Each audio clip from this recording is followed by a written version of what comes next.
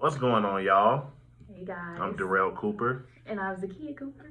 and we have hashtag walk away. Walked away from where? The Democratic Plantation, of course. Yeah, it's been a little over a year since we initially walked away and made our videos at first, and this is just kind of an update for the people that haven't seen our original walk away video.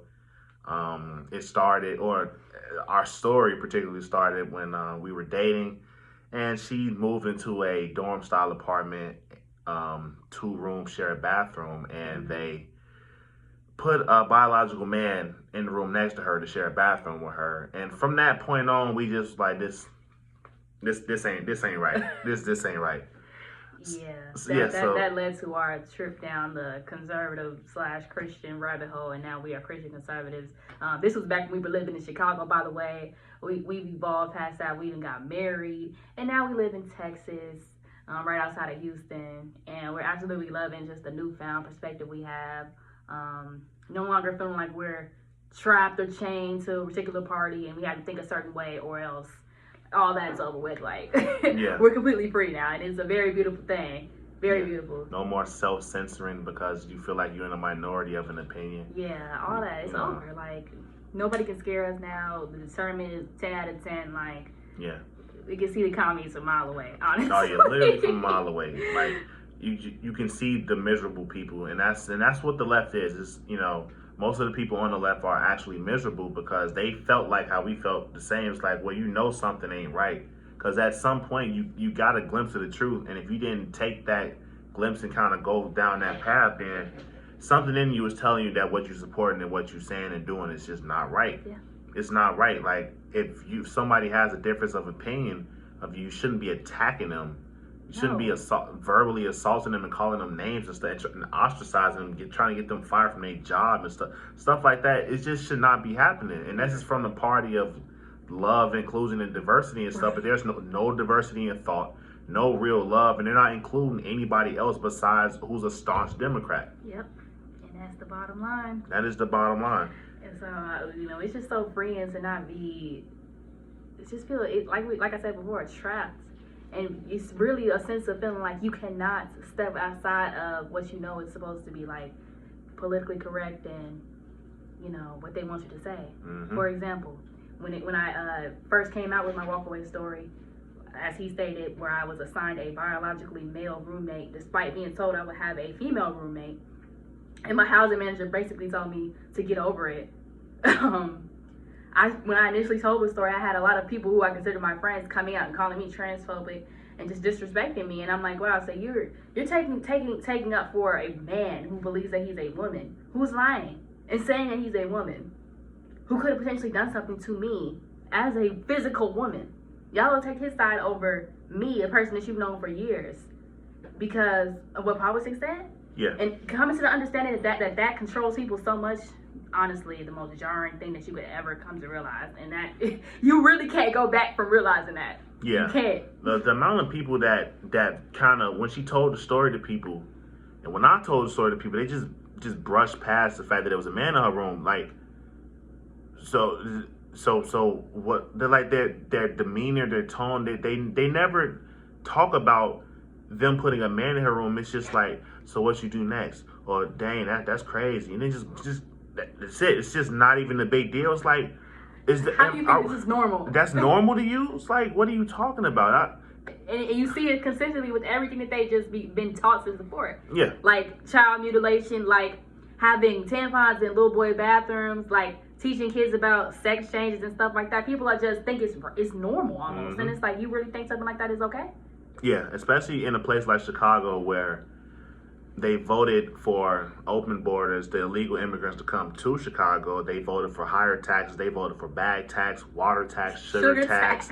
They voted for child mutilation. They voted for abortion. They voted for assault on crime. They voted for pronouns in school. It's like, and then on all of these things, they turn around and complain about it. And we supposed to feel sorry for them? Right, and we told y'all what y'all was supporting was demonic. Yeah, but y'all called us names. You're supporting things like defunding the police, so you want anarchy? Yeah. You're supporting things like no borders, so you just want people to break into the country?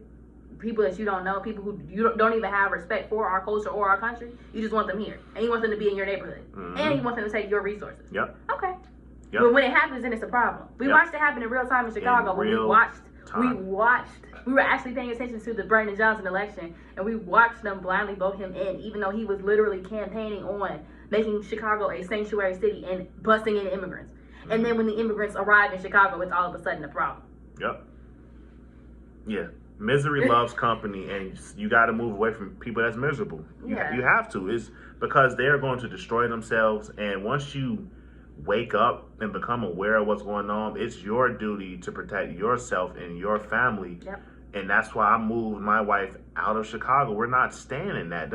You people are insane. Right. We just came from Chicago like 2 weeks ago. We were visiting our families it's been like 4 months since we had gone back. And they had just had the DNC in Chicago. So we're seeing all these billboards, huge billboards for abortion. Abortion is healthcare here in Chicago. Yep. Like that's a real billboard. But here in Texas, it's such a jarring difference. You don't see those type of billboards around here. Abortion's not even legal here. Yeah. So just going back to Chicago and seeing it is like, wow, it's night and day. Yeah, it's literally night and day. Like the emphasis they have on family down, they have expected mother parking and stuff. I've never seen that in Chicago. Yeah. Like just little stuff like that where they prioritize family over Satan, or what, I don't know. Well, the opposite of family. Yeah, death. I mean, death and destruction and damnation, decadence, all of that good stuff that you get in Chicago is a complete culture difference. But people don't even want to see the other side. They wouldn't come to Texas to stay and live because the Republicans are racist. Yeah. So them white people before we moved to Texas, them people told us black people don't got the same rights down there as white people. I said, what? Don't go down there and get lynched, y'all. They told us this in 2024. Guys. This year they told us, we're like, what are you talking about? But when we were in Chicago on King Drive and they were shooting outside of our house and we're posting about it, we were literally recording a YouTube video and caught gunfire on camera. And we posted about it. People are calling us coons for exposing the clear danger we're in living in Chicago. Right, just shut up and take it. Right, it's part of the experience. So y'all shocked about this type of stuff? Yeah, I'm shocked. Yeah, I don't feel like my life should be in danger in my home. Is that not a normal thing? I'm not in a third world country. I could have sworn this was supposed to be a good country. Supposed to be. Yeah, but it's just the culture. So. Yeah, so when stuff like that starts happening, that it's supposed to force you to kind of reassess your situation and see, well, am I at fault or am I in the right? And once you realize that I'm in the right, you have a choice to make. You can either sit there and be complacent in it, or you can walk away. And the strong people walk away. The righteous people walk away. The people that have courage walk away. It takes courage to stand alone. Yeah. You know, broad is the road to destruction. The salvation is a narrow path. Jesus didn't say this for no reason. So in order to actually live in peace and do what you need to do with your life, you have to separate yourself from miserable people. And these people are going to keep doing the same thing over. They're going to keep complaining, then they're going to turn around and do it again, because the second that Brandon Johnson runs against another white man, you know what's going to happen. They're just going to call him racist, and Brandon's going to get another term because he's going to pull a Kamala. He's going to start pulling Trump policies. Yeah. And then you're going to elect him again. Yeah. Just from watching, we watched the debate last night between Kamala and Trump, and just watching in real time how the media is siding with Kamala Harris before our eyes, and people aren't even seeing that. People we know don't see that. They don't see it at all. It's insane. It's honestly insane. Yeah. How are we living on the same earth and watching the same thing? Yeah. So it's crazy, but again, we're just so happy to have escaped the Democratic plantation.